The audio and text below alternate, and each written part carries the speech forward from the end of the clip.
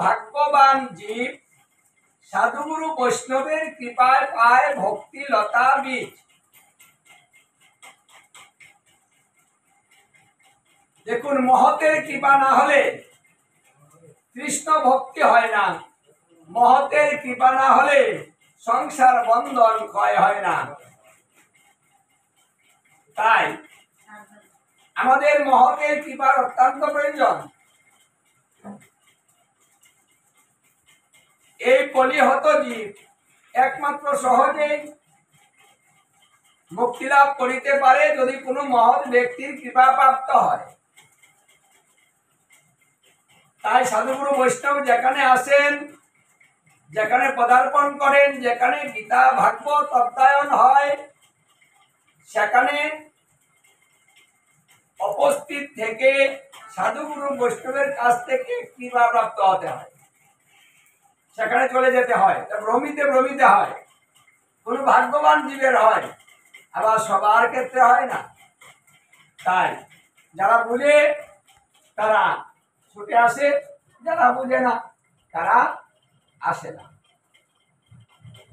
এবার থেকে যেখানে আসুক সাধুগুরু বৈষ্ণব দর্শন করতে যাবে, যেখানে গীতা ভাগবত হবে, নিমন্ত্রণ যদি না হয় তবু সেখানে যাবে।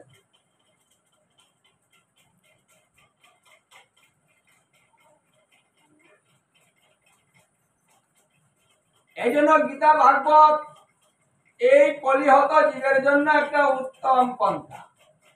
মানে অতি সহজে কোনোভাবেই ভগবানকে প্রাপ্ত হওয়া যায় না, যেটা শ্রবণের মাধ্যমে হয়ে থাকে। সুখদেব গোস্বামী বললেন, শ্রবণং মঙ্গলম, যে ব্যক্তি শ্রবণ করবে তার মঙ্গল হবে। কীর্তনং মঙ্গলম, যে কীর্তন করবে তার মঙ্গল হবে। শরণং মঙ্গলম, যে শরণ করবে তার মঙ্গল হবে। দেখুন, কৃপা চাইলেও হবে না, না চাইলেও হবে। কৃপাটা এমনি হয় না, কৃপাটা মন থেকে আসে। আশীর্বাদ চেয়ে নিতে হয় না, আশীর্বাদ মন থেকে আসে। যেমন যদি কারো প্রতি আপনি সন্তুষ্ট হন, তাহলে আপনি মন থেকে আশীর্বাদ করবেন, যে আমি আশীর্বাদ করি তোমার কল্যাণ হোক। মানে আপনি কি খুশি হয়ে করছেন, হ্যাঁ, তার আচরণে, তার কথায় আপনি মুগ্ধ হলেন, তার আশীর্বাদ করতে মন চায়, তাই না? যার প্রতি আমাদের এই মন খারাপ থাকে, তাকে আশীর্বাদ করতে মন চায় না। কি করে আশীর্বাদ বলি? অভিশাপ, তাই না? তাহলে আশীর্বাদ যে নিবেন তার কিন্তু যোগ্যতা থাকতে হয়। দেখেন, যখন কুরুক্ষেত্রে যুদ্ধের পূর্বে গান্ধারীর কাছে গিয়েছিলেন পঞ্চপাণ্ডবরা,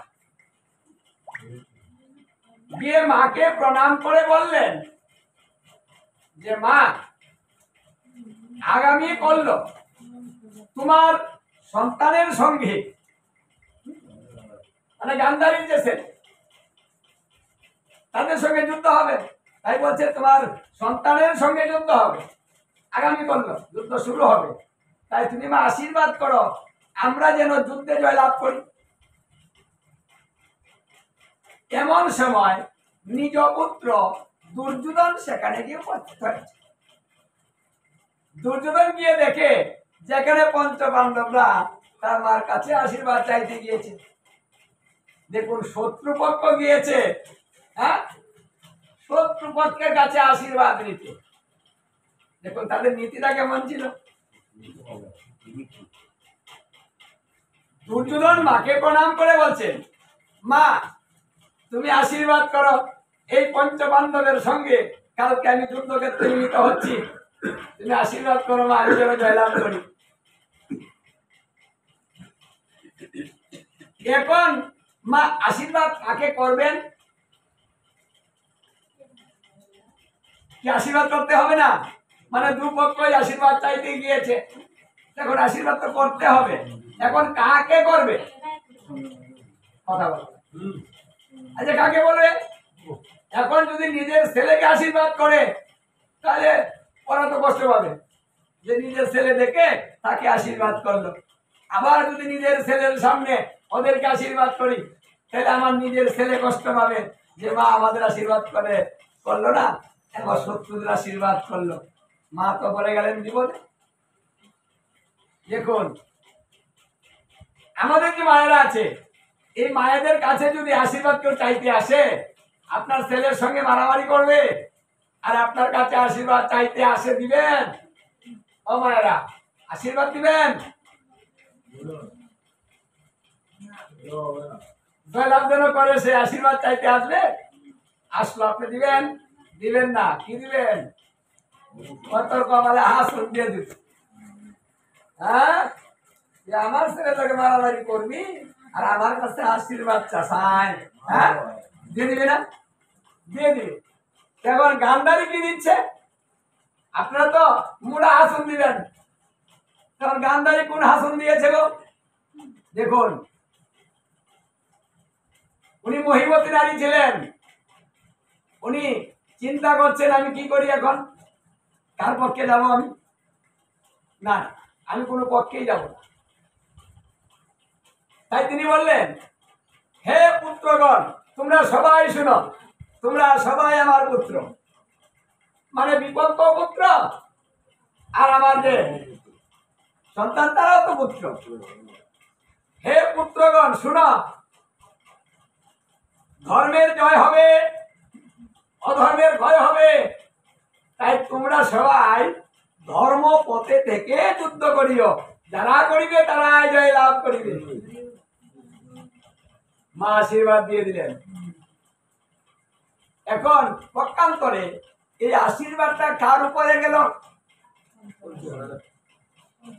মাতা আশীর্বাদ করলেন ধর্মের পক্ষে, কোন পক্ষে নয়, স্বতন্ত্র। ধর্ম হলো স্বতন্ত্র। আমরা তো ধর্ম বুঝি না। আমার ছেলে যে কোনো ভাবে মিথ্যা চিন্তা নাই নাকি, আমার ছেলে যেন দিতে যায়, কিন্তু তারা বলছে কি ধর্ম যেন দিতে যায়। তাই মায়ের আশীর্বাদ পঞ্চ পাণ্ডবের উপরে গিয়ে পড়ে গেল, তার নিজের সন্তানের উপরে কিন্তু পড়েনি। তাহলে যে আশীর্বাদ মা করেছে, মা তো করেছে স্বতন্ত্র আশীর্বাদ, কিন্তু আশীর্বাদটা পড়ে গিয়েছে পঞ্চপাণ্ডবের উপর, কারণ তারা ছিলেন ধার্মিক, তারা ছিলেন ধর্মের পক্ষে। তাই ধর্মের জয় চিরদিনের হয়। যারা ধর্মকে আগলিয়ে ধরে রাখবে তারা একদিন জয়লাভ করবে। অধর্ম কখনো টিকতে পারে না।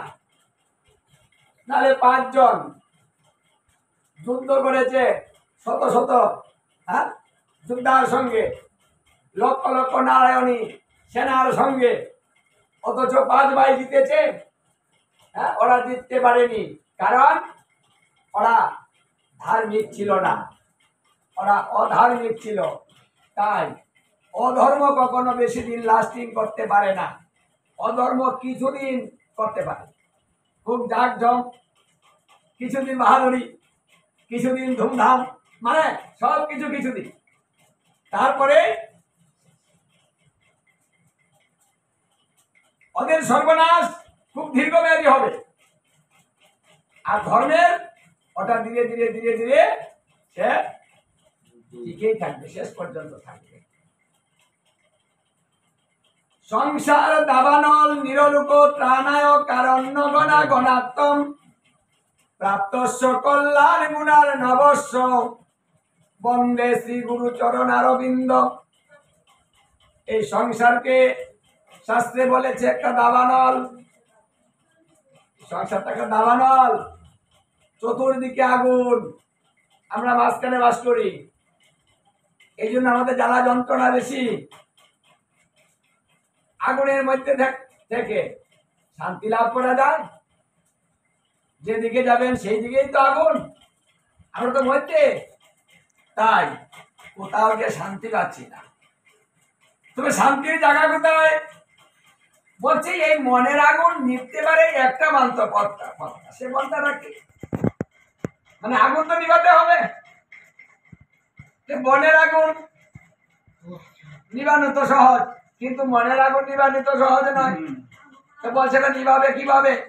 কষ্টটা নিবিতে পারে একটা ভাবে, সেটা হচ্ছে গুরুদেবের কৃপা বাড়ি বর্ষণ। গুরুদেব যদি মানে কৃপা করে বর্ষণ করেন, কৃপাটা এটা জল দিয়ে কাজ হবে না, ওটা কৃপা দিয়ে কাজ হবে। তাই গুরু যদি কৃপা করে, তার কৃপাটাকে বর্ষণ করে, তাহলে সেই মনের আগুন নিভতে পারে, অন্য কোনো ভাবে নয়। এই সংসারে মানুষ তিনটা প্রতিদিন জ্বালা ভোগ করে, আদি ভৌতিক, আদি দৈবিক, আধ্যাত্মিক। এই তিনটা দুঃখ আমরা প্রতিদিন ভোগ করি।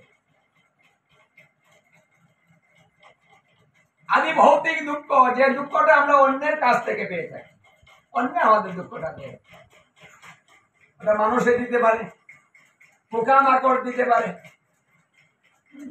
এই যেমন মশায় দিচ্ছে, মানে অন্যের কাছ থেকে আমরা যে দুঃখটা প্রাপ্ত হই সেটাকে বলে আদি ভৌতিক। একজন কথা বলে জ্বালাচ্ছে, কষ্ট পাচ্ছেন, ওটা আদি ভৌতিক। এই জ্বালা তো প্রতিদিন হচ্ছে, কি শান্তি আছে? হয় ঘর থেকে হচ্ছে, না হলে বাহির থেকে হচ্ছে, না হলে পোকা মাকড় থেকে হচ্ছে। হচ্ছে কিন্তু এমন কোনো দিন আছে যে হচ্ছে না? তাহলে এই আদি ভৌতিক জ্বালাটা আমরা ভোগ করছি। আবার দৈবিক দুঃখ, মানে যে দুঃখটা হঠাৎ করে আসে, আগে জানতাম না যে হঠাৎ করে আজকে এটা ঘটে যাবে। হ্যাঁ, রাস্তা পড়ে গিয়ে আঘাত পাচ্ছেন, পাটা ভেঙে গেল, তাই না? এই যে অসুখগুলা হয়, ওটা দৈব, দৈব গুণে হয়। আর এই দুঃখটা দিয়ে তাকে দেবতারায়, হঠাৎ করে দুঃখ পাওয়া দেবতার কাছ থেকে প্রাপ্ত হওয়া যায়, ওটা ওরাই দিয়ে থাকে। তাই এই জ্বালাও আমরা ভোগ করতেছি, এই দুঃখ পাচ্ছি, হঠাৎ করে পড়ে যাচ্ছি, এই পা ভেঙে যাচ্ছে, এই অ্যাক্সিডেন্ট হয়ে যাচ্ছে। হ্যাঁ, হচ্ছে না? ওই যে সে রাস্তার কাছে ছিল, সে কি জানে যে এই ট্রাক এসে তার উপরে তুলে দিবে? জানতো? জানতো না, সে ভালো মানুষ, সাইডে বসে আছে, তাই না? বা সাইডে দাঁড়িয়ে আছে, এসে গেল, ওটা কিন্তু আমরা জানি না। এই যে হঠাৎ করে ঘটে যায় দৈবিক দুঃখ। আর নিজের মন থেকে, দেহ থেকে যে দুঃখটা হয়, সেই দুঃখটাকে বলা হয় আধ্যাত্মিক দুঃখ। ওটা কেউ দেয় না, ওটা আমার দেহ দিচ্ছে। অসুস্থ হলেন, এই অসুস্থটা আধ্যাত্মিক দুঃখ। দেহে কিছু হলে কষ্ট পাই, এটা রোগ ব্যাধি হলো কষ্ট পাই, এই শ্বাসকষ্ট হয়েছে কষ্ট পাচ্ছে, ওটা কেউ দিচ্ছে? দিচ্ছে না, এটা দেহ থেকে উৎপন্ন হয়েছে। যে দুঃখটা আমাদের দেহ থেকে উৎপন্ন হয়, সেই দুঃখটাকে আধ্যাত্মিক দুঃখ বলা হয়। এই তিনটা দুঃখ আমরা কিন্তু কোনো না কোনো ভাবে ভোগ করে যাচ্ছি। এখন শাস্ত্রে বলছে এই দুঃখগুলো আসবে, এ থেকে মুক্তি কেউ পাবে না যে পর্যন্ত এই মনুষ্য জন্ম তার শেষ না হয়।